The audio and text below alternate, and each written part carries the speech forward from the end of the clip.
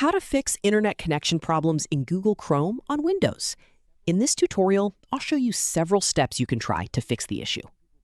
First, open Google Chrome. Click the three dots in the top right corner and select Settings. From the left-hand menu, click Reset Settings. Select Restore Settings to their original defaults. Review the warning, then click Reset Settings.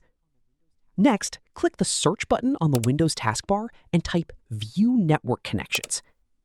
Open it and find your active network adapter. Right-click the adapter and select Properties.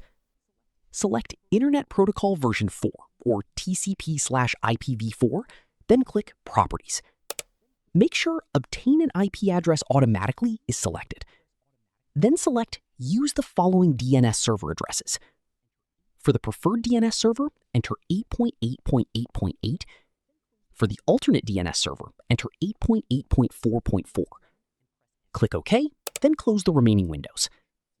Now open Command Prompt as administrator. Type the following command and press Enter. ipconfig/flushdns. Next, type netsh winsock reset. Press Enter. Finally, restart your computer. After restarting, open Chrome and try visiting the website again. And that's it. These steps can help resolve Chrome and DNS-related internet connection problems on Windows. Thanks for watching. If this tutorial helped, don't forget to like the video, subscribe, and check out more helpful Chrome and Windows tutorials.